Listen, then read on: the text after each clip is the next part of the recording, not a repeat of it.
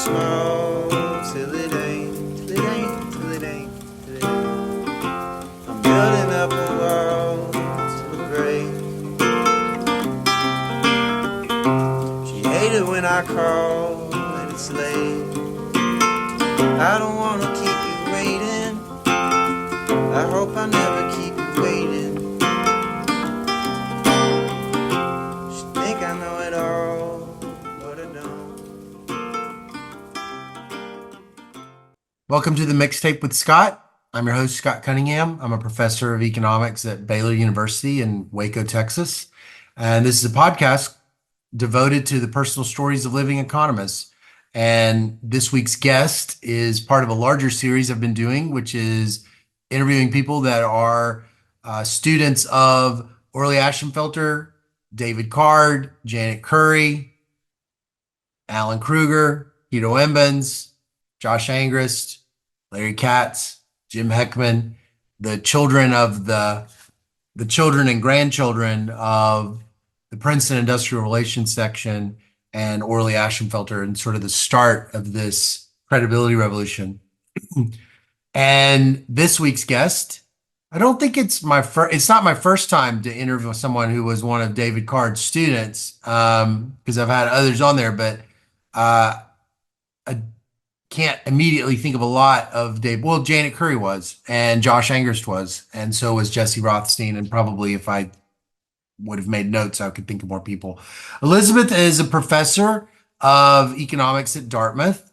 She works on fascinating topics that look at the intersection of education, public policy, well-being of children, but all from this very fascinating historical lens. She works on topics like civil rights acts, very large policy changes related to education, immigration legislation, all of which has had a profound mark on the country.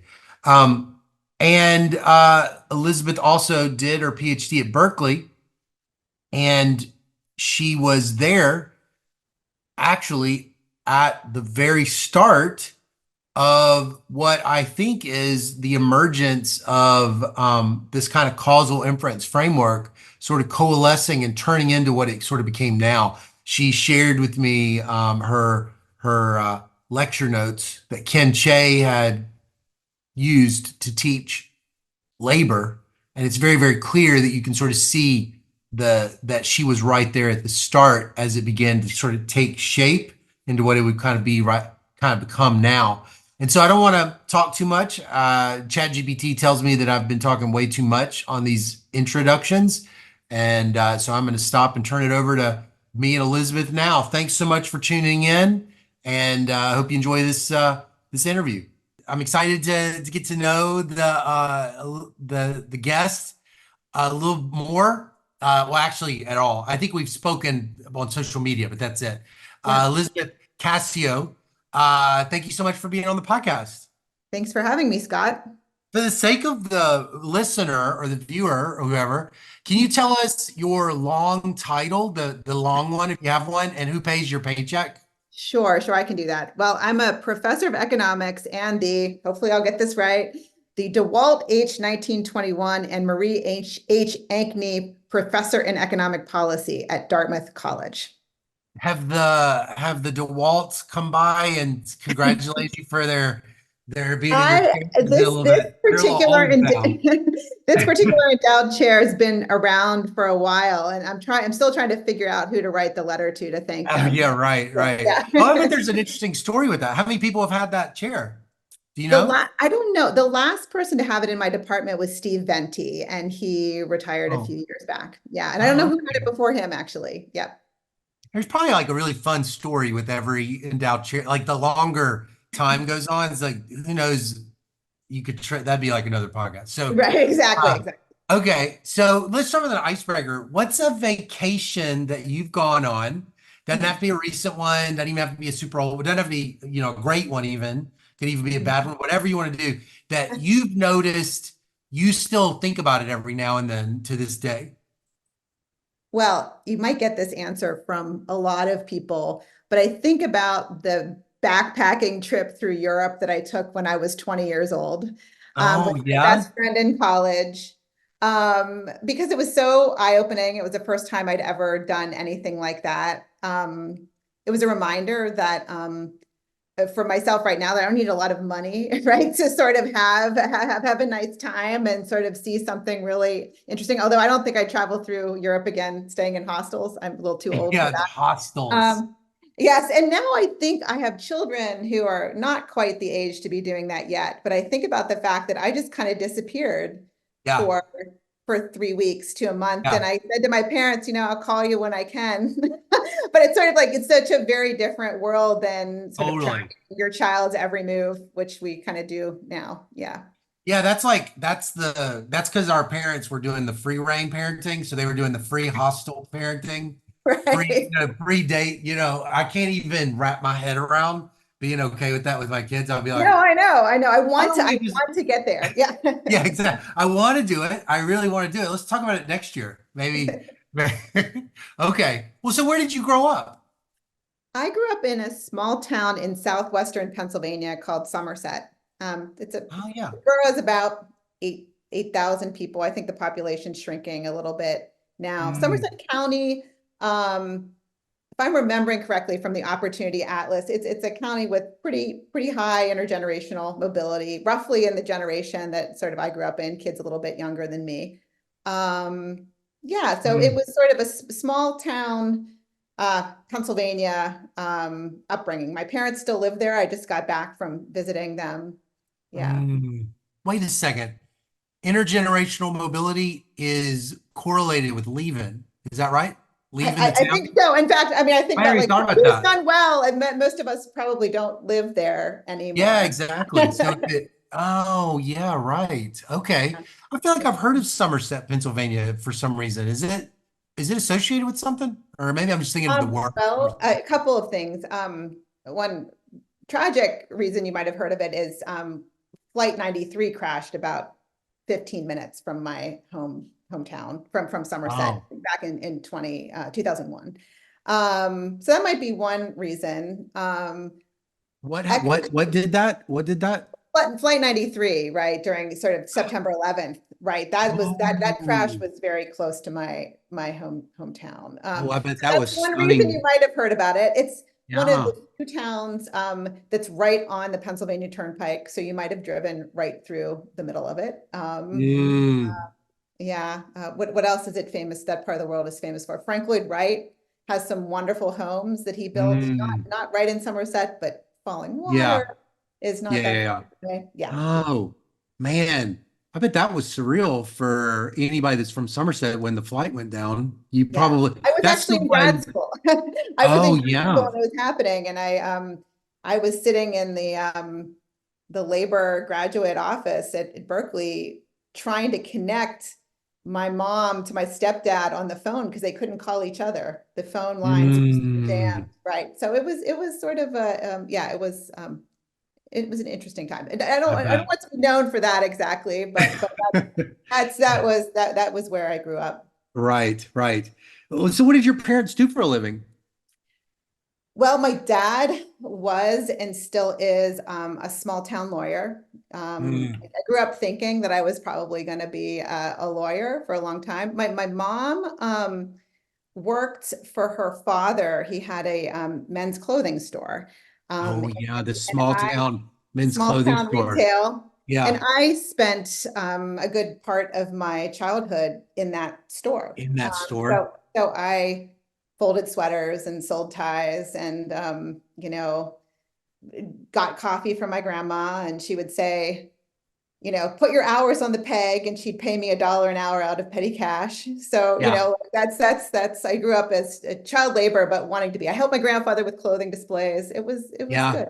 Yeah. I grew up in a small town in Mississippi, and we had a retail a department store, Yeah. which is like actually, that's kind of cool. The small town department stores are Yeah. kind of Yeah. they're like Right. small and I bet they're gone. You think they're I think gone? they largely are. I mean, my grandfather's store closed after he passed away in 1989.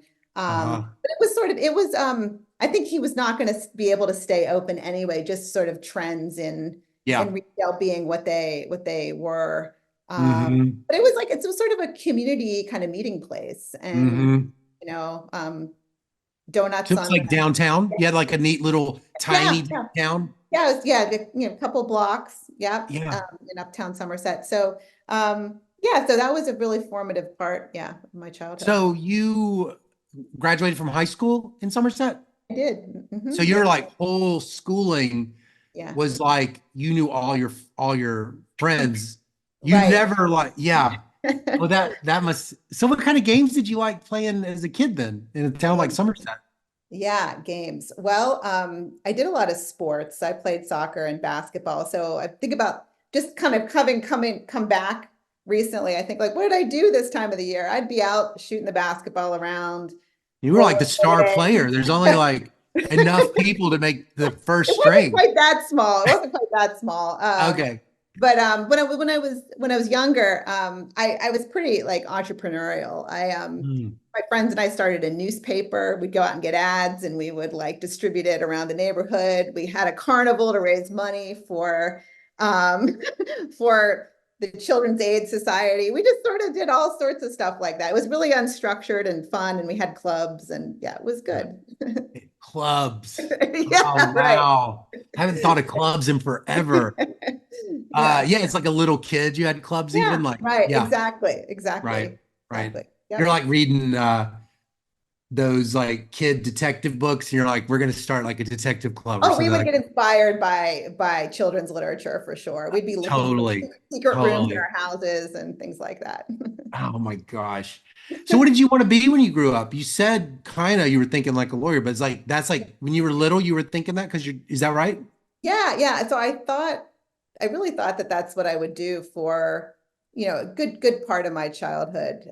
There's something somebody asked me when I was 5 years old what I wanted to be, and I said I'm either going to be a clown or a lawyer, and people thought that was hilarious because they were like, "Oh, that's the same thing," ha ha ha. But I, I didn't even know what I do now was like a job that Yeah. existed. Right, Um, right, right, right. I didn't even know that what I do now was a job that existed until I almost started grad school because I thought I would be professor and go to kind of more of like a teaching institution, right? And so I Mhm. didn't realize that research was going to be such an important part of my life, my career. Yeah. Were you interested in history when you were a little kid? Yes. So I was good at math, but I never was very interested in like the natural sciences at all. My family was the kind, especially on my dad's side of the family, we'd have political discussions around the dinner table. So I was always thinking about like civics, and history and so that and social studies, right? So and someone told me actually, I think it was a banker in town that I just recently talked to and who taught my junior achievement economics class in high school. He said, Oh, he said, math, if you want to like, apply math to social studies, you should think about studying economics. And so like first semester of college, I signed up for, I think it was, introduction to macroeconomics course. And it was pretty oh. life changing. Yeah. Really? Immediately in I just, college? I just like, wow, I get this. Like I mean, I made do I get macro now? Probably not so much, but I felt like I'm learning about how the world actually works. Mm. And, yeah, and it just sort of, I liked the graphical element of it, the little algebraic elements of it. It just sort of like it just kind of worked for me. So Yeah. I stuck with it, and I sort of knew right away that I wanted to be an economics major. Yeah. Yeah. So wait, in high school, you're Yeah, playing a lot of sports yeah, and you like math. yeah. But when he said that to you, was it just like one of a bunch of facts that people had suggested to you? And it just sort of it was enough to make you sign up, but that was like you weren't thinking I want to do it. He just you were like aware of it. Is that right? Yeah, I thought it was something that I would give a try, and I liked having a good professor is very important for this as well, especially in Yeah. those introductory courses. Yeah. Being inspired to stick with it. Mhm. Yeah, so that, and and I also thought I might be a government major, and I ended up taking a bunch of government courses as well. And I feel like that, given the things I study now, Yeah. it's sort of, it makes a lot of sense that that was sort of where I found myself. But I didn't even minor in government. I ended up just mainly doing econ. Government the same thing as political science, or is that a Yeah, different? yeah. So it was called government where It I was went. called government. Yeah, I went to Oh. Franklin and Marshall College, smaller than Dartmouth Liberal Arts College in Lancaster, Pennsylvania. Yeah. Was it, so why did you end up going to Franklin and Marshall? Is that a common school in like for people to go to in Pennsylvania, like affordable? Yeah, that's a really that's an interesting question. So, my very strong family connection to F&M. So, my Mm, grandfather, who was a child of Sicilian immigrants, who was one of mm, three brothers, and he actually went to FF&M. He was the only one of the three to go to college, and he went there, and he was wildly successful. He won the sort of highest academic honor, the Williamson Medal, that F&M had to offer. Happened to be, then he went on to have four kids himself, three of whom, my dad and his two brothers, all went to Franklin and Marshall as well. And oh, so, and my grandfather met his wife. She was a townie in Lancaster. And so I had aunts who lived there, and great aunts who lived there. And so high school ended up being challenging for me. I told you my grandfather's closed, my clothing yeah. store, closed. My parents got divorced. I Oh, needed the comfort of family, right. and the security blanket of that when I went to college. And so my great aunts, Bets and Nancy, lived 2 blocks away from campus. They didn't bother me, but I could go there anytime I wanted to. And Mm, yeah, and so I think that's why I ended up there. But I didn't, I could have probably, I think, given my grades and scores and whatnot, gone somewhere else, but I wasn't emotionally ready to do that. And yeah, so, yeah, yeah. yeah, so that's how I ended up there. How far away is that from Somerset? Like 2.5 hour drive. Yeah, Oh, your about that. parents, they were still living in Somerset, or did they move away? They're both there. Yeah, they're both there. So it's still right to this day. Yeah. Still to this day? Oh, that's kind of neat to be part of that family history with a small school like that. I bet that kind of felt weird. Well, it's funny now. I mean, because now there's so much pushback against legacy admissions, right? Yeah.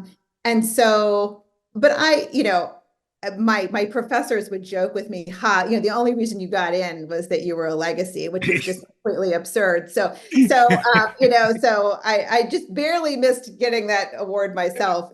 But they don't, I don't think they prioritize legacies anymore actually at F&M. So my kids, are going to have to, if they are interested in going, they're going to have to compete with, everyone else on the same basis. Well, so what's it like at Franklin and Marshall? I actually, weirdly enough, I actually know about Franklin and Marshall. I didn't realize it because I know about this Mercersburg theology stuff from the 1800s. Oh, This guy interesting. Nevin and Schaff, and it's weird. I was looking at this and I Oh, was Nevin, like, we have Nevin Chapel. Like "Oh, really? there's a chapel, I think, on camp. Maybe I'm getting that wrong. It's been a while, but like I think there's a chapel on campus with that name. Yeah. Yeah, they So were like a big deal." But like, I can't. I literally had to Google it. I was like, "Why do I remember even yeah, that stuff? I don't remember any of it." But yeah. what was it like? I mean, it was small. I think that my high school class was probably about 220. This is about twice as big as that.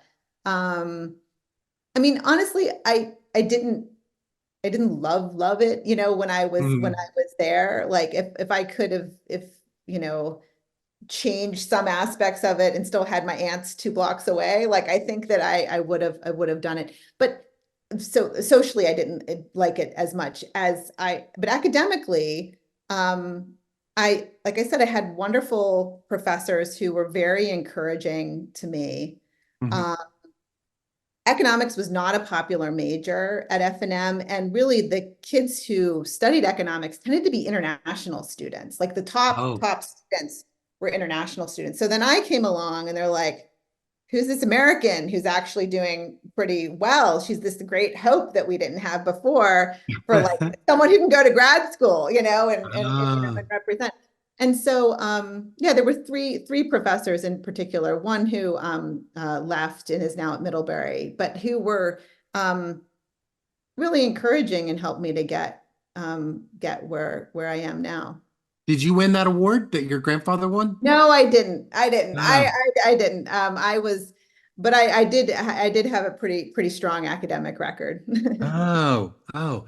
Uh, so what class, when you graduated, what were the class did the classes you really enjoyed? You said that principles of macro.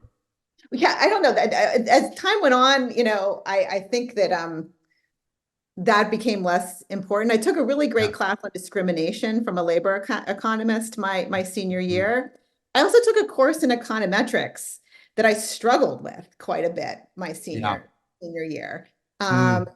but I came out of it writing a paper that I think like I look back on it now and I think, oh, what this was really pretty terrible in many ways. But at the same time, I think it showed a lot of promise. Like I was out kind of hand entering data, like stuff that I would do like Oh. later, like hand entering data in the library from like old dusty books and trying to do like an instrumental variables thing that I learned, so I Mm. just, there was there were like glimmers of kind of hope in that. And I took that with Software did you use this? You graduate 97?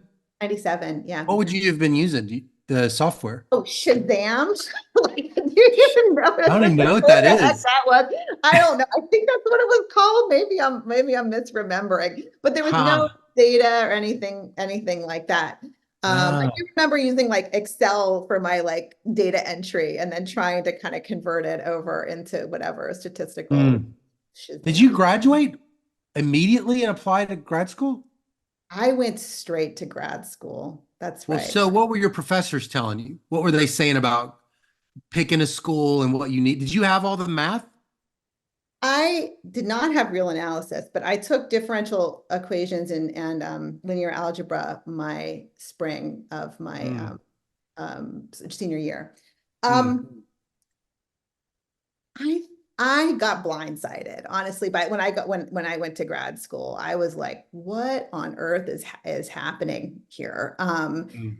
And it was really tough for me. And I was also kind of young in my class. So I get to Berkeley, I'm like 21 years old.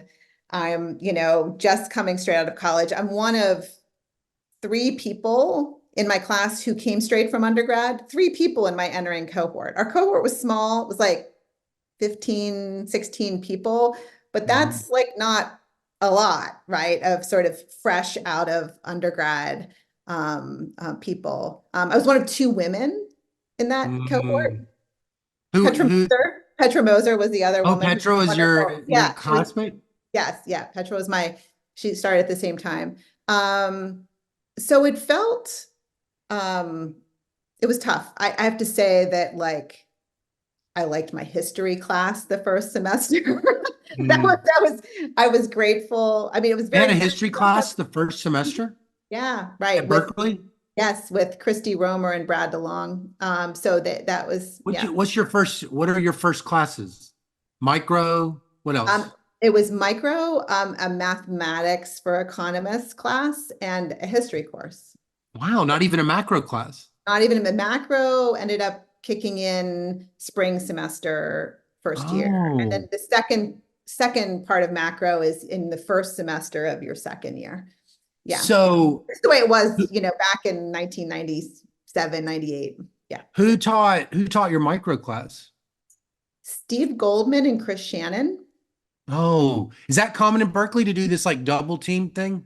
Yeah, so Steve Goldman did like the, partial equilibrium stuff, and she did the general equilibrium stuff. I don't know. I think, I mean, Card has even taught that course, but not, I don't even know if it was when I was there. Maybe it was even when I was there, but for like, a later cohort. Mm. Um, yeah.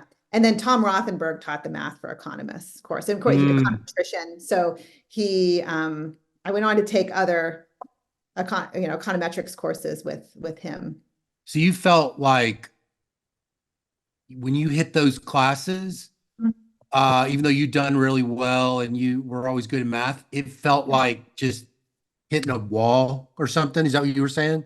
I think it was just, I was also used to, this is going to sound bad, but like, I went to a small liberal arts college where, professors were, caring about their students. And all of a sudden I'm just sort of thrown into this like big university kind of situation. And it was a small class, but I think I felt pretty insecure, about my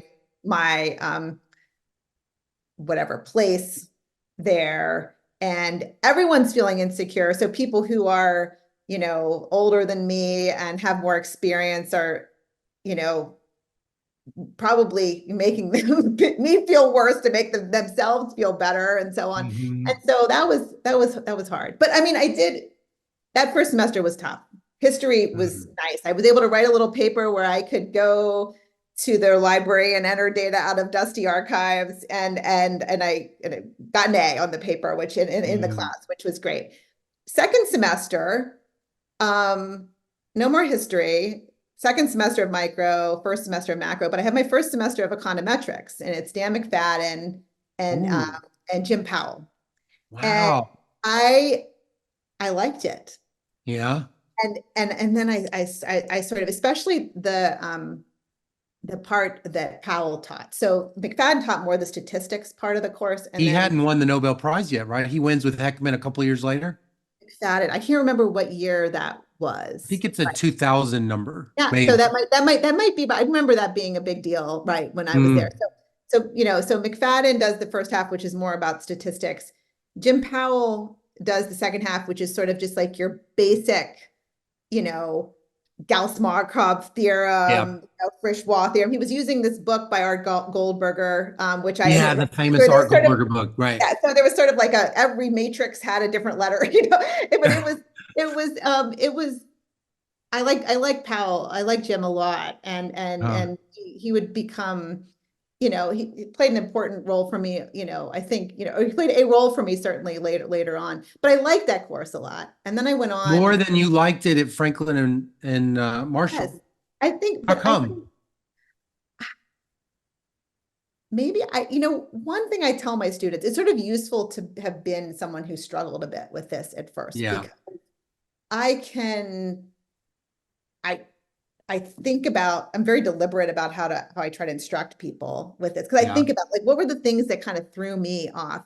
And also just sort of getting across, sometimes you have to hear this stuff like multiple times, right, before it really sinks in. I think how I really learned econometrics was I was a TA for undergraduate econometrics. Like I was like the star TA of that at Berkeley when I was there. So I did it like 4 or 5 times or whatever. Paul Rudd taught a class that I was his TA for many He's got times. that cool book. He's got this geometric book, right? Yes, he has the whole thing with projections. Yeah, exactly. Yeah. So he taught an undergraduate course. It was called 140 was the number at Berkeley. And so it was in section, right? Graduate students are doing a lot of the teaching, those undergraduate courses where I really felt like I was like, oh, I'm, the basics of this, like I'm totally getting. But there was something just about how Jim presented it or something. I was just like, I'm starting to get this now. Yeah. Is it that you're liking the econometrics, or are you also kind of connecting it to applied work? Like even that history, like you're starting to see I could do this? I don't think at that point yet I am. That really started clicking when I was in my kind of field classes. Not even so much. So I took econometrics courses, like field, courses. And I took the econometrics, qualifying exam, or not qualifying exam. What is it? Was a field exam, right? That was one. We had kind of high stakes field exams. Yeah, me too. But was in labor, right? I think where I really started clicking. In particular, this class that was taught by Ken Che, which you might have heard about. Really? Yeah. Wait, so Ken Che is also a David Card student, just like you, right? And so how old was he when you had him as a labor professor? So this was, this is funny, since you're doing a Zoom, I went and I got the reader. You still have it? Oh, wow. I still have it. So this is spring 2000. So Ken is, if he's still an assistant professor, he's getting tenure soon, so it's in that. So it was Friday mornings, 3 hours straight of him in the seminar room with the whiteboard, kind of filling it all up, erasing it, having all sorts of, useful asides, Yeah. about existing work. But I don't think the syllabus is in here, but it starts my notes also, which my notes here, my notes. Someone got them copied and bound. And so that other people in my I class. got to dig mine up. I got them bound too, and I hadn't seen them in like 2 years. Yeah. So Ah. anyway, it's just, the derivation of the Heckman selection correction in a Oh, margin. dude, that's gross. So neat. It When's is the pretty last time you cool. pulled that out? Has it been a while since you pulled that off I the couldn't shelf? find it. It took me a while to find it, but Oh, I did. But the first, I was just paging through this, page whatever, 3 of my notes, the fundamental problem of causal inference, right? So we're really? talking. Ken Chase says that? He says that in Oh the yeah, class? yeah. So that's sort of like that's what we start with. And then, Huh. we get into, the taxonomy of methods, selection on observables, selection on unobservables, partially observed outcomes, and so on. And so when we work our way through all of these things in this class, and there are applied problem sets where Oh, we you're not getting read this it. though from Jim Powell. You're not Not getting so much. causal No, inference. no, You're no. I getting have a it great. from the labor class. So we're getting it from the labor classes. Mm-hmm.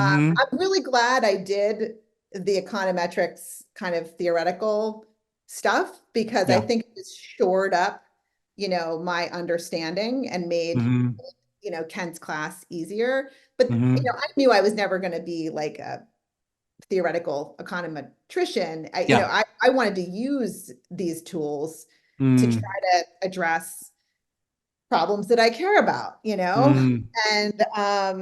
and yeah, and so but we Is he still. Ken Yeah. is Ken Chase teaching it uh like a causal inference class, or is he teaching it like a labor class? And so you're studying labor, and that's like fundamental problem of causal inference is one of his asides. No, he's teaching it as a causal inference class. Oh, he's teaching it as causal inference. So potential outcomes in the whole thing. Oh yeah, oh absolutely. Yep, that is what that course was about. It even had a different Oh. number. There was like the 50s are used to be the labor sequence at Berkeley. So there was 250A, 250B, 250C. So Card taught 250B, and I Mm. had those two, and that was sort of substantive. The goal of that was to learn about labor economics and the methods in the data. We're of course, like, I don't want to say secondary because they're kind of fundamental, but it's not about like learning the methods. And 250A was more of like an institutional class, which was Oh, taught over. cards class is not about learning the methods. It's It's about not. using it. It's about using them, and like you're learning. It's like they're so inextricably linked. But Yeah. Ken's class is really about, about causal inference and But no textbook. no textbook. That's right. There was, yeah, no textbook.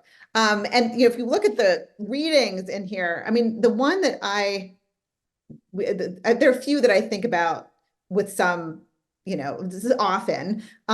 One of them is not by an economist, it's by a statistician, David Friedman, called Statistical Yeah. Models in Shoe Leather. Yeah, yeah, Right. yeah. You're looking behind me right now. This John is the John Snow. Snow map, right? So I'm in my Yeah. dining room. My kids are like, why do we have something about cholera on the I have it on my wall there too. I love it. Yours is So bigger than mine, but it's I have that bigger. exact Yeah, my thing. Yeah. husband got this for me. It was like one of those If you dimensions. walk it in London by there, it'll be like uh oh gosh, what are the water utility companies? I've only taught it 1,000 Oh, times. Southern and Vauxhall. Yeah, they'll be like I never really quite realized it was neighborhoodish. I always thought it was like a firm, but it's both. It's like they're Yeah. serving. Yeah, keep going. Yeah. Sorry. No, but so that paper is one I think about a lot. I also think about a paper I saw twice and was sort of very fundamental to so much that was happening this time was Card's handbook chapter on the causal effect of education on earnings. So Yeah, just yeah. that was so That's a deep, important. deep chapter. Yes, just for understanding kind of like how do we interpret all of this, what's been going on in this literature. Yeah. But yeah, so there's no textbook. That's right. There were sort of articles, and they were more, it was sort of like Rosenbaum and Rubin, Yeah, yeah, yeah. Wooldridge's like work on heterogeneous treatment effects, who you were learning about late. Regression discontinuity, but like what paper does he give us on regression discontinuity? It's like Thistlethwaite and Campbell. He So it's does? He gives you yes, that old yeah, thing? yeah, Yeah, because Josh's Maimonides rule is 99 yes. And I think we read, that paper in cards class. in cards class as a working paper, maybe. Yeah, I don't remember. That was in 99. So Yeah, so you're telling me it sounds like Ken Che would be fall of 98 and then cards maybe spring 99 or even later. no. I took Che's class after cards. Oh, you did? Yes, yes. Oh, so cards fall of 98. Yeah. And so other people, or cards was spring of 99. So Spring of what about 99. So So I maybe don't it know. is different. Yeah, so I ended up taking my labor field exam like a little bit late because I wanted to have more of a, I had taken 3 labor classes. You only really had to take 2. Um, Mm-hmm. so, um, so yeah, and he has, there's this Angrist and Kruger chapter in here on the handbook chapter on empirical strategies in labor economics. Oh, Um, there's, the classic like 86 Lalonde, yeah. there's Deja and Waba on, propensity score matching. You're So getting it. You're getting all yeah, so this it's sort of stuff. like all these sort of like fundamental, I Yeah, think, yeah, yeah, reading yeah. in this Yeah. literature. Yeah. And then we're also doing, right? We And were you're doing. problem sets, yeah. But it seems like, okay, tell me if this hits at all, because I can't quite, this came up a little bit. So like, are you getting though, like cute natural experiment kind of philosophy, or is it subtly different than just like, because it's all sounds like it's harnessed towards labor, right? Mhm. Like you're fundamentally a labor economist, not an applied microeconomist, right?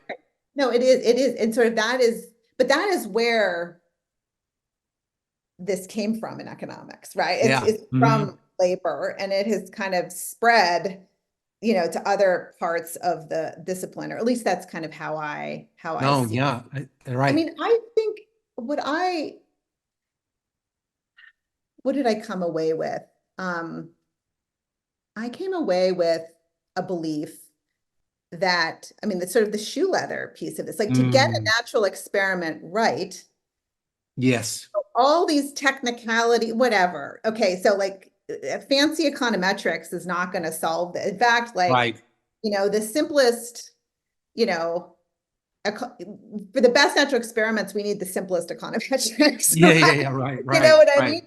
And Yeah. so a little anecdote that might, I think, help to pin this down a little bit. So we didn't just do problem sets in Ken's class, but we were supposed to, was that really like, we were supposed to do our own little empirical project. So Mm. I teamed up with Ethan Lewis, who I Yeah, later your co-author, right? marrying, and my co-author and my husband. Oh, I didn't Yes, know that. Okay. yeah, right. And the thing we started working on isn't where it eventually went, but what the paper ended up turning into, it was a chapter in both of our dissertations, was about the effect of schooling on the AFQT, so that Armed Yeah. Forces Qualifying Test. That's your Um, first hit, right? that was my first paper. And the evolution of it was really interesting. I think the first insight I had, and maybe was sort of that shoe leather part. It's like, well, Angrist and Kruger, they used quarter of birth as an instrument for schooling. But why Mhm. did they do that? Were they being lazy or something? Like, because the quarter of birth isn't right, because, well, in some places the cutoff date is October 1st. In other Yeah. places it's January 1st. So we can do better. Like, you can control directly for quarter of birth and Mm. exploit that, the actual variation Oh. coming from the school entry You variation of the school use entry. the season, Yeah. you put in the season of birth, quarter of birth, and then you exploit within quarter of birth variation. So you went and did all this Yeah. hand collection. So what did that mean for Ethan? So we went over to the law library at Oh Berkeley as my grad students, gosh. and we got like the most on LexisNexis, you could get like what's the most recent date, or like, there are other, there are other compilations of these school entry laws out there. but we had to figure out like, what is the statute where this was determined? And then we would get the whole history of those statutes because we were trying to figure it out for like the NLSY, which meant we had to think about the cohorts born 57 to 64 and what would the laws have been when they were entering school. So we had to kind of go through each statute's history and figure out. Oh, that's where you do it. For some reason, I thought it was CPS. Is it? No, it's NLSY. Oh, no, it's the CPS. It's a resting paper. Okay, keep going. Yeah, right. So the NLSY. So we go out and we figure out like what's the entire back history on this law and figure out like what would have been the relevant like date for each of those cohorts. Now, like how this takes shape in the background here, there's all this buzz about regression discontinuity. So Dave Lee is on the faculty at Berkeley at this point. John DiNardo comes to visit. They start hatching Lee and DiNardo's paper on unionization. And so everyone's looking at like this and thinking, oh my gosh, like you have exact day of birth. You have these dates. Yeah. Like, you know, and I'm making that motion of like the regression discontinuity hand motion. Yeah, like, right. People are thinking like, let's do that. And so when we started the project, it was really like, oh, it's going to be an application of RD. Yeah. And I feel like we played like some small role in the intellectual history of like RD as it's, you know, practiced now in economics, because we tried all the fancy bandwidth selectors that existed at that point. We tried local linear regression rather than like some parametric approach.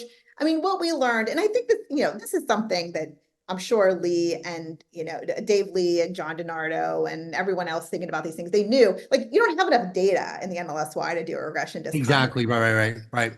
But like, this is like this is like the year 2000, like, we're still trying to figure that out. Oh, yeah, totally. Right.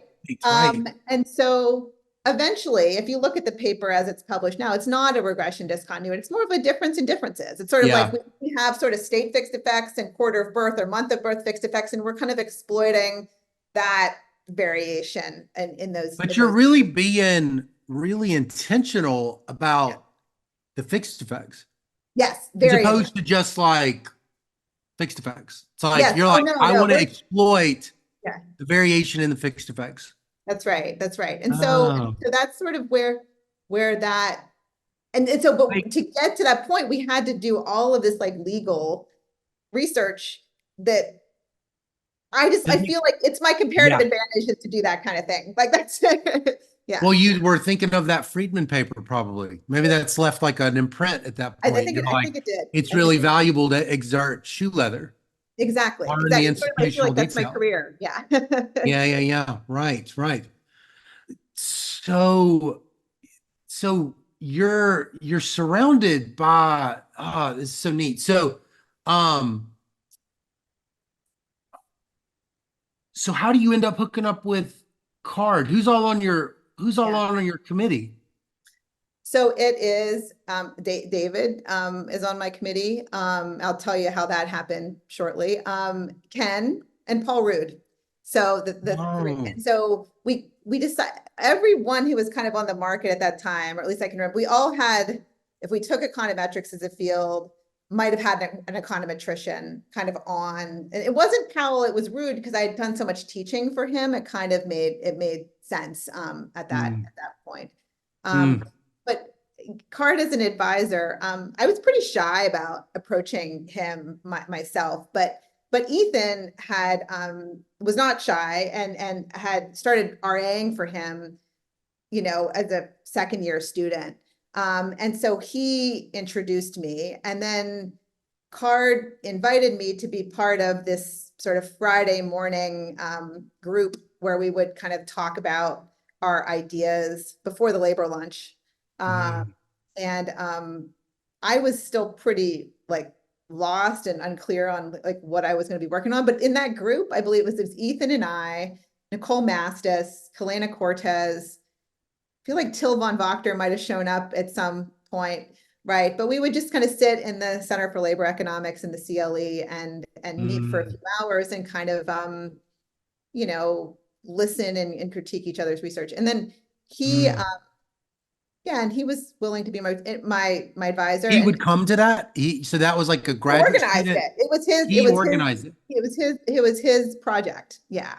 Uh, for the graduate students, and he would sit there as a faculty member while you guys discussed each other's work. yeah, yeah, and I He think organized. He created that.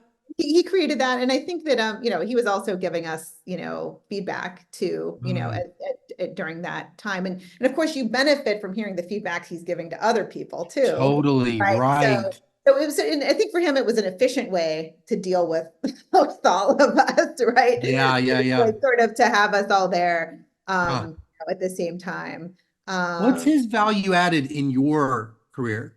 And I know it's hard, obviously, because you don't really know the counterfactual things, but right. like, if you just had to guess when you reflect on those years, what do you think made, how do you think he made a difference? Yeah. He was sometimes he would tease me. I was pretty easy to tease because I was so stressed out most of the time. Um, but he also was very kind to me. So I think it was my fourth year he went to Princeton to visit. Hmm. And he said to me, he's like, you can go sit in my office and work. Like, so it was very Hmm. sweet. Like, and I don't know that I think I called him at Princeton from his office at some point. It was like Uh-huh. long distance calls, where like we still had to pay for them and things. Yeah, So right. I went, and so like, I, did that. He was very hands off in the whole process of research. So as soon as I told him what I wanted I thought my job market paper could be about, he was like, yes, do that. Hmm. So that paper with Ethan, And he's not really like a rubber stamper. no, but I think he's like, that has potential. Like, just go with it. He would tell you if that does not have potential. He's the kind of professor that would say, no, keep I working. don't know. But he's not the kind of person who maybe I should be careful about how I say, but I don't think he'd be like, he seemed genuinely like He liked excited, it. like Yeah. like not like, yeah, like I don't think he's one to say no, but there's more signal in him seeming enthusiastic about something Hmm. than Hmm. yeah. So but my job market paper ended up being about And that's so kindergarten. cool Yeah, because yeah, when you yeah. think about when you think about Angerston Kruger, they're looking at wages, and then you're kind of getting at Mhm. mechanisms. School Yeah, AFQT, AFQT is kind of getting at the most reliable alternative to like IQ almost, right? right. No, exactly. In fact, like the whole, I guess, the literature on this was sort of, what is the AFQT measuring? Yeah, Is it really something about some fixed characteristic, or is it, malleable. it's malleable? Yeah, Right. exactly. We found some evidence that, it's malleable, right? This is not Wow. a score, right? Yeah. Wow. But in the Oh, that process must have of been writing, exciting. What'd that feel like? oh, I mean, I don't remember exactly. I felt like I was glad the paper was over when it was finally Oh, over. But yes. sometimes you see these things more clearly, through the rear Yeah. view mirror. Yeah. But in working on that paper, we were doing some like little analyses in the census, and I noticed that the enrollment rates of 5-year-olds in kindergarten in 1970 were low in some places. And that like kind of became the origin of this work that I do on early education, Really? kindergarten. Yeah, yeah. So wait, I don't mind you. I hope it's okay if I ask this. So are you and Ethan dating at this point? Or is this like a No, later thing? Y'all aren't even dating? I hope I don't mind. I just think there's no, probably a lot of people that would really value hearing that, but I don't mean to keep dry. that's right. So this is we did some sort of labor lunch. I think it might have been in the fall of 2000. And I think it was Justin McCrary. He was in the audience. He's like, you two are like an old married couple. Or because I was like not letting Ethan get a word in edgewise. I was just like, it was just kind of funny. We had a good dynamic, but we did Yeah. not, we're very good friends. And we didn't get together until shortly before we graduated, actually. So we already had Oh. jobs. Yeah. Oh, okay. Do y'all both so you go to Davis. Did you have a fun time on the job market? Yeah, I did actually. I had a great time. I had Yeah, I would think. lots of interviews and I got to meet a lot of people. I Hmm. was thrilled with my offers that I had on the Yeah. market. I think Was it hard to take Davis? Was that a hard choice? um, I mean, Davis seems like such a great fit. it was a great fit. I mean, the other place I was strongly considering was Vanderbilt. Um, Yeah, because it's got that. Bob Margo, Wait, Bill. are there chapters on economic history in your dissertation at this point? No, so it's the only one that even kind of gets close is my job market paper on kindergarten. Oh, it Yeah. does. Yeah. But I had the AFQT chapter, this paper on kindergarten and state funding for kindergarten in the 60s and 70s and how kindergarten Mm. affected kids. And then I don't even like when I was on the market, my third chapter wasn't even really done, but I had a third kind of more methodological chapter on non-classical measurement error. Oh, So really? yeah. Oh, that's cool. Did you ever end up publishing that, or is that one of the That's one of my resting papers. that's one of your resting papers? Yes, yeah. So I did have a revise and resubmit on it somewhere at some point. But I didn't follow through on it, unfortunately. Uh-huh. But I do still think I feel like I have this superpower because I know like there's bias in estimates where there's, a dependent variable. Non-classical It's measurement error. non-classic, exactly. It's like Right. not What's enough people IV know do to that. not, what does IV do with It non-classical doesn't measurement? help. I mean, it doesn't Doesn't do help. anything? Yeah, exactly. Okay. Okay. Yeah. There's a limit to what IV can do. That's right. That's right. That's right. Uh, okay, so you land at Davis. Yeah, okay. But that's interesting because you're being pulled between Davis and Vanderbilt, and I kind of associate a lot of labor econ history with both of them. That's right. And so I think in the end, there was a stronger applied micro group at Davis. And that Yeah. was what it was kind of just like Bill and Bob. And then Bob left shortly thereafter, right, at Mm, Vanderbilt for BU. And Vanderbilt's changed since then, but it felt a little bit more risky relative to Davis. yeah. So I go to Davis. And my colleagues are my senior colleague, like Hillary Hoynes is there, Marianne Page, Ann Heff Stevens is hired the same year that I am. Doug Miller, Oh, y'all are in the Doug same Miller is cohort? there. Yeah, Doug Miller is Doug there. Miller's there? Yeah, What about Doug Greg Miller was Clark? actually Is my he there? housemate. What's that? Oh. Wait, is Greg Clark there yet? Yeah, it's Greg Clark is there. Yeah, and they Oh. also Davis has strong history too, Yeah, right? that's right. That's what I was thinking. Yeah, yeah, Okay, so you get there. Oh, yeah. that sounds like a fantastic group. Um, I didn't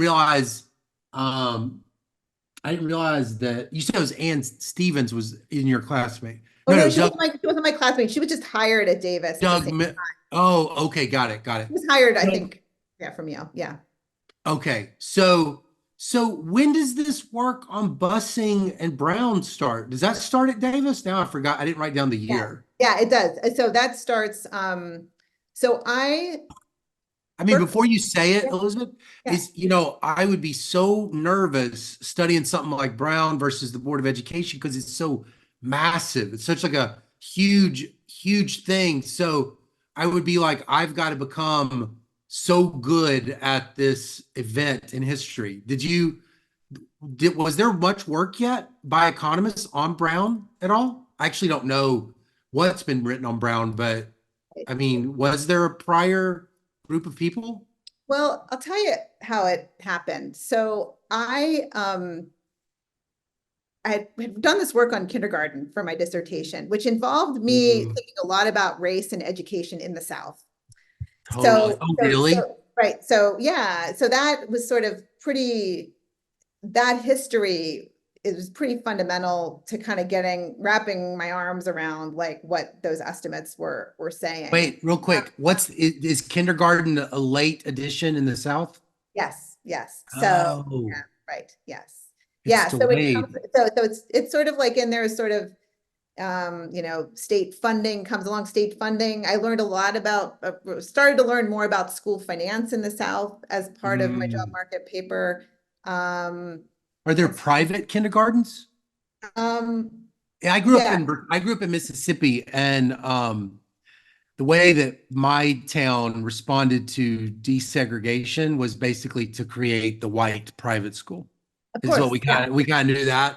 It was yeah. like, I don't remember what it was called, but it was like that was one of the ways. So I was just always wondered, I mean, so was there just no kindergarten or was it like segregated in I that think weird kind of school choice way?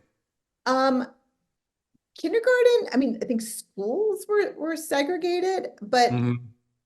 most elementary schools in the South in like 1964 did not have a kindergarten in them. Oh, Yes, right, right. So black or white, there just was no kindergarten. And you can see this in census data too. You can look at 5-year-olds and say, like, are you enrolled in oh. school? Is it public or private? And you see that, kids just weren't enrolled, but then that changed a lot by Because you've 1980. got Like, this project on the 54 co NLS. Did you um, say that's where you and Ethan noticed the differences in early start dates? yeah, so in that paper, we were just trying to kind of like validate the start dates, essentially using Yeah, this. And I was like, why are like school enrollment rates of 5-year-olds so low, right? right. In Mississippi, right? Yeah, And well, Mississippi didn't fund kindergartens until the 1980s. So like it's a that's funding thing. It's a it's a funding thing. funding thing. And so, Oh, yeah, so it was a it's not funding a thing. curriculum thing. It's not like the philosophy of it doesn't reach into the South. It's like it's got to come from public subsidies, public Yeah. funding. Yeah, it's in Southern school districts just have historically relied a lot on state funding rather than local Oh. property taxes. And so when a state decides to subsidize kindergarten, even without mandating its provision, places are going to maybe take up that money. But back to your question about, desegregation, essentially. I had learned something about race and education in the South and about school finance in the South. And I had this dissertation fellowship from the Spencer Foundation, my at the end of my time at Berkeley, and through that I met Sarah Reber. So Oh, Sarah was yeah. a grad student at Harvard at the time, and she was actually her dissertation concerned court-ordered desegregation. How did you Um, meet her again? What was that? That we meeting? had this fellowship, this dissertation fellowship from the Spencer Foundation, which Y'all both did. is a private foundation that funds like education research. Okay, got it. Got it. Yeah. And so I met Sarah and I saw her again at a conference in 2004. Mhm. And we started talking again. And Ethan and I had started collecting some data from this sort of Southern Education Reporting Service. This was actually part of the AFQT project. I don't know why exactly we started getting it, but it was about school desegregation. And Sarah didn't have that data. She had some other data. So it became a little bit of this dance of like, well, we have some data that you don't. You have some data that we don't. Why don't we join forces? And so we got through that and ended up becoming really great friends. And so Oh. we also teamed up with another colleague of hers, peer of hers from grad school, Nora Gordon, who also Mm. became a great friend. Um, Mm. and I think that like it was a really great, very productive like collaboration that started when I was at Davis, and but was not really closed out until I was basically tenured at Dartmouth. So in the South, it's not just the kid. Wait, okay. I'm starting to think about the busing and then, but there's also the kindergarten. Are they all connected? That's a really great question. I mean, I kind of tend to think about them as separate issues. I think Yeah. funding, yeah, that's kind of a tough question to answer. I've not written the paper about desegregating kindergartens, which maybe that could be done, but I think it might be really hard, honestly, because you Oh, have to okay. kind So of pull yeah. So the wait, so where does so kindergarten's not is coming from Brown though, right? no, Oh, no, it's no. not. Oh, Kindergartens are coming from state funding, right? oh, Separately, okay. right? And largely after schools are no longer segregated. Yeah. Yeah.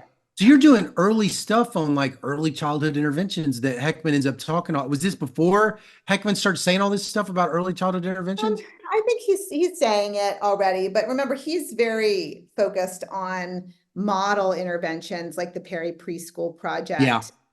And so my kind of what I'm known for, I guess, in terms of like in the early education space is I think about programs operating at scale, Oh, often through right. public schools, Yeah, right? Whereas he's coming more from the sort of model, like targeted intervention. I'm coming from the got it. public school, universal, large scale, Mm. which, lots of potential general equilibrium impacts you have there that you don't have with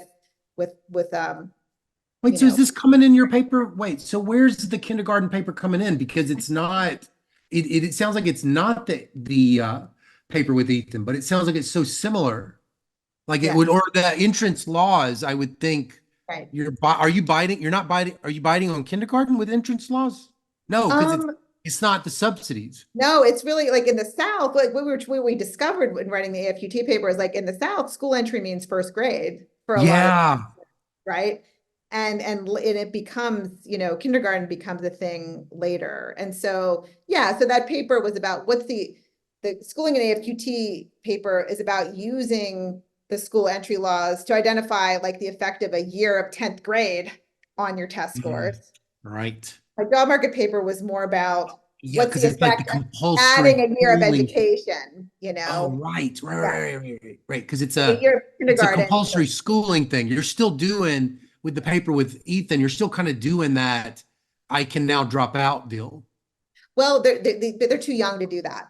Yeah. Oh, in the paper with Ethan. Yeah, paper with Ethan, because yeah. Most kids, there are kids who take this exam and they're like 14, 15 years old. So Oh, it's got it. before then. Yeah, so it's But it kind of, is like variation in the. You're still using variation in the amount of time. that's right. Ah, But I they're get it. in school. That's right. Okay, got it, got it. Well, so tell me about busing. What do you end up doing on busing? Well, so we write a couple of papers. So there's one descriptive paper in the Journal of Urban Economics that is just descriptive,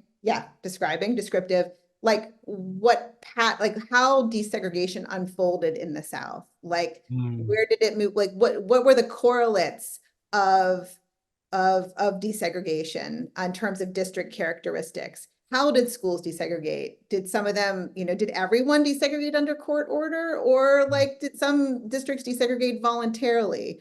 Hmm. So we have that descriptive paper, and then we have a paper in the QJE that is Does that looking feel at good when you do all that shoe leather and you've yeah, got all the, and then you actually get a publication out of it? Usually my stuff is like, yeah. I don't ever get to publish it. I just had to do it because I don't really know what, I don't know that you got like that must have felt, I mean, I guess in history you're more likely to do it, but it's such a it's neat that it would be rewarded because it's so an important part of the process and it's not always appreciated. That's right. That's true. That's true. And especially, like with history, there's sort of an art, I think, to publishing that work. You know, it's, sometimes hard for it to have like some, strong external validity, for anything Yeah. happening today. You have to make the pitch that it's important just to understand what Right, right, happened. right, right, right, right. And this is, an important era. It was a transitional period, Yeah. and so on. Yeah. Hmm. Okay, Yeah. so you write that descriptive piece. That's like what, 09, 11, something? It's a little bit earlier than that. I think that's published in '08. Yeah. 08. Okay. And then that set the stage for a big project on busing, right? Yeah, that's at the stage for I mean, not that that wasn't big, but you've got this QJE that comes out on busing and Brown. yes, that's right. That's right. And that's with Sarah. Is it the same team It's that the goes? same, Because I it's didn't the write it same, down, of course. yeah, it is the same team there. But in that one, we actually are engaged in more of like a causal Yeah. exercise. So we're trying to figure out to what extent did money matter for Oh. districts desegregating. So here's kind of how the incentive worked. Under Title VI of the Civil Rights Act of 1964, school districts couldn't discriminate, right? Like on the basis of race, but there was no federal money for education really. 1965 comes along and creates this big pot of money for school districts. So now it becomes very costly to continue to discriminate on the basis of race. Because you won't get the money. Won't get the money. So That's how they punish. That's how they don't punish. They're just like, you can't get the money. Basically, If yeah, you like break the they're law. sort of like dangling like the carrot out there saying, Yeah. okay, here's some money, but to get it, it's not you have to like, eliminate Black schools. You just have to move a few Black children into white schools. Like they set Oh, these kind of little guidelines for like what, oh, and so what we tried to harness there in terms of variation is there was some kind of like idiosyncratic component in the amount of money that a district had at stake mhm, because of this, because there was both kind of a state component and a district poverty component. It was kind of their interaction, right, that mm, determined the amount of money that was on the line. So we kind of treat that interaction as exogenous oh. and then control directly for like poverty and this and state, and sort of ask, did that money actually, did it mean that school districts were more likely to desegregate voluntarily, right? Or like without court order? Did it mean that more money on the line, were they more likely to meet these desegregation thresholds? And we What's find the outcome? What's the outcome here? so It's it is, so the we actually have data on how many Black children were moved into school with white. It's oh, sort of how, and we also know how school districts complied with Title VI. Did they do so voluntarily, or did they do so filing a court order? yeah, We also see like longer run like outcomes for districts, like by 1970, were they less likely to be under court order? And if I'm remembering correctly, right, we found that districts that had more money on the line, kind of exogenously, right, were, they were more likely to sort of not be under court order a couple of years later. Kind of, it just affected the whole policy change, like kind of affected the trajectory of yeah, desegregation yeah.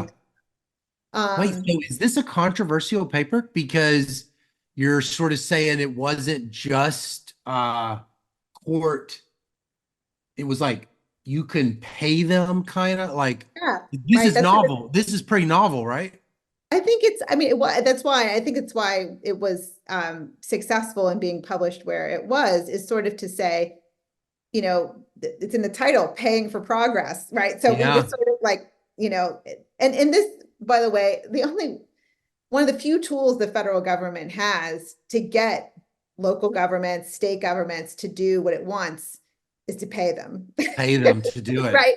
It's not That's like, how I come to that's how I come to the right, office too. They're like, you right. gotta So make we were sure I actually get paid. testing whether that works, right? Yeah, Yeah, right. yeah, yeah, Right. yeah. Oh, um, man, that is fascinating. Has well, okay, so it's so neat to read your Vita because how interconnected all these things are because you've got this like kindergarten, you've got historical early schooling.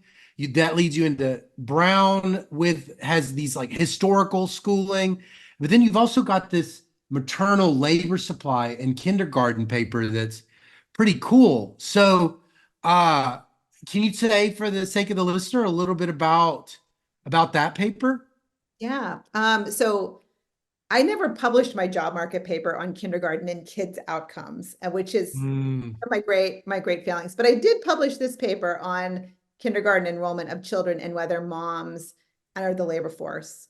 And this was building on a paper by Jonah Gelbach that was published in the AER in the early 2000s, where he used quarter of birth as an instrument for whether a kid was enrolled in kindergarten, and then like this kindergarten enrollment affect maternal employment. And so I just had, a different empirical approach here. It was yeah. difference in differences. It became triple difference. Oh, it And was. yeah, so you have moms of kids of like the right age, right? And you have the basic diff and diff there, but then you have moms of kids who are slightly older or slightly younger that you can use as like another comparison group Yeah, to it's get. like kind of got a bit of a Gruber type deal going on. Yeah, Like sort of like, The Gruber mhm. 94 triple diff paper where he uses the older women and the single men as the triple as the Yeah, within right. Sort of in control. Yeah, that spirit. I mean, I had very right. strong feelings about how triple differences should be presented. Like, Oh, really? yes, and I don't know that I think, no, I think I did it right in this paper, but no, I found like some evidence that when these kindergartens come along in these, particularly in these Southern communities, moms, particularly without younger children, particularly single moms, you really increase their labor supply. So like but not married women so much, not women who have younger children still at home, right? Because like their childcare is not subsidized by kindergartens. It's only sort of like the youngest, the kid who's 5 years old who can go. Yeah. That's my most cited paper, actually. It's And big so effects. These are big effects? I think like, the implied elasticities, I can't remember off the top of my head, but they're not like huge, like in Yeah. terms of for that, but but I mean, anybody that has kids is like is probably just thinking that it is a big deal. yes, right. I mean, kindergarten's like a huge deal for both parents working. Right. No, it is, but it's shockingly difficult to see evidence Mm, of sort of like mothers who are still marginal at age 5. I think yeah. that it gets kind of cooked into the decisions that women make about Oh yeah, totally. their careers and stuff earlier on. Yeah, Yeah. yeah, yeah, yeah. I have one more thing, and although I did kind of want to ask, I wrote too many things. I already see it right now. But I actually kind of wanted to ask you about artificial intelligence because you wrote this paper on low skill biased technological change. So I have to kind of pick. But Oh, actually, geez. until I saw your Vita, I actually was surprised because I had never heard of low skilled biased technological I change. made up that term. Did you really? Is No, this I one mean, of the only studies about low skill biased technological change? well, I think at the end of the day, it kind of is both of those, right? So this paper is about fracking, and fracking is a technology that is complementary, not so much to highly educated workers, but to less educated workers. And it Yeah, was sort of a technological revolution that came along in the early 2000s, right? That really fundamentally changed these communities that have large shale reserves. And so yeah. the purpose of the paper, and this was written with a former student of mine here at Dartmouth who went on to get a PhD at Harvard.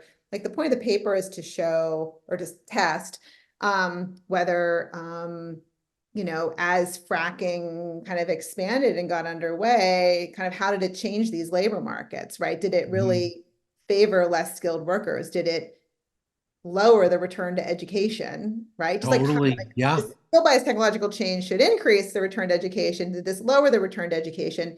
And we find that find some evidence that it did for men in particular, and less so for women. So there's this other nice kind of comparison group kind of built Hmm. in here.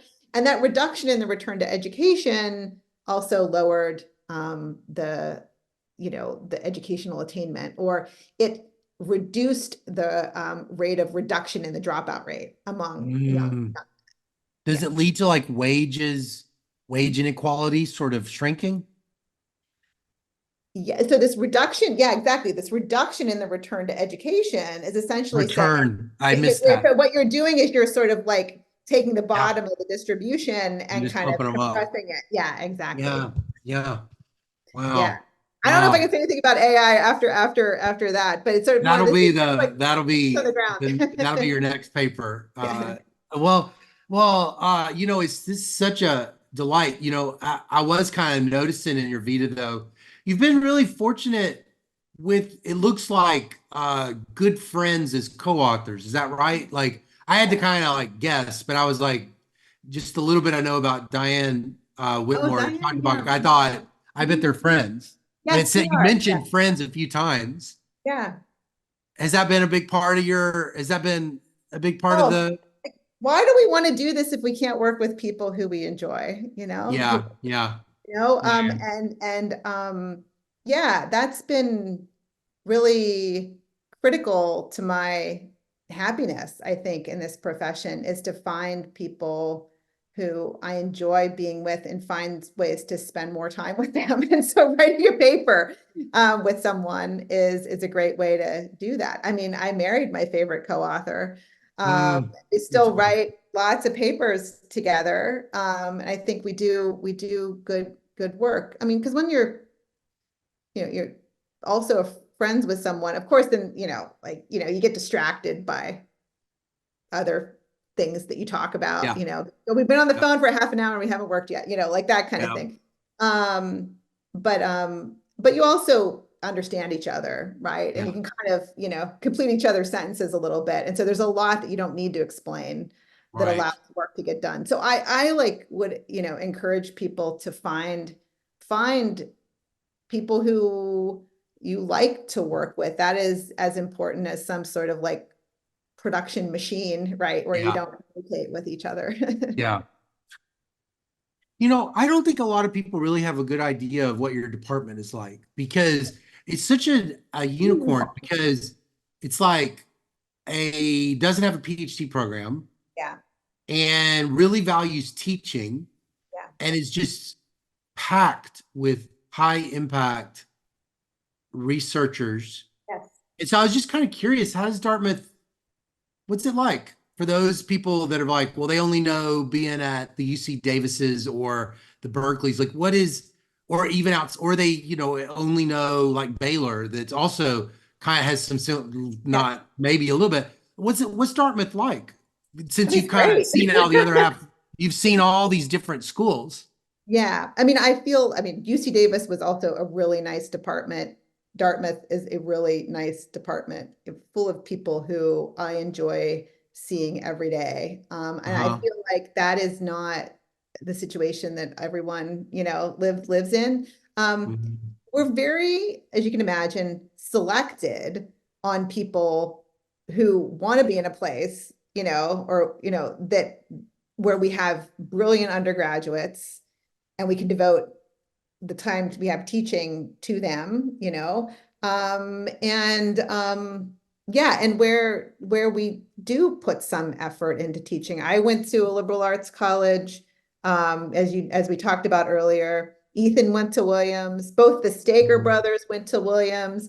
Bruce Sacerdote went to Dartmouth. Like many of us come, not everybody, but many of us come from that kind of background. And I think that we kind of can't imagine doing things any other way. I mean, when I was at Davis, I had I had 5 preps in 3 years, which was too many. But anyway, I had like groupies. I had students who were like following me around because I was a good teacher. And I thought I'm just going to be this way regardless of where I am. So going to a place where teaching is valued highly might not be a bad idea, Yeah, because it was in your utility function a little bit.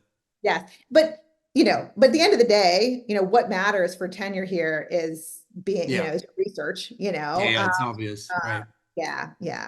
But yeah, so it's, we're trying to figure out, as the profession evolves, becomes more lab-based and, which is tough when you don't have grad students, right? Like, how do you figure out, how do we do this? We're still figuring that out. Like, how can we do this without glomming onto someone else's lab, right? Like, we want to do our own version of this. And I think, we're creative people and we're coming up with ways to address that, new challenge. Just sort of because the technology of research has really been changing. Yeah. Well, I had more stuff and then I didn't do a good job with the time, but it's such a delight. I've been calling people like you the child of the revolution, the credibility revolution, because you're like direct descendants of David Card, but also Orly in the industrial relations section at Princeton. And so it's really neat to hear your story, to kind of hear how you've become your own person. This like malleable, you've taken all these experiences and it's really shaped how you do research, but you kind of have your own home runs that are like, you can see the imprints of this stuff and it's really your own thing. And so it's really neat having you on the show. I really appreciate you sharing your story like that. Well, thank you. Thank you so much, Scott. Okay. Well, you have a good day.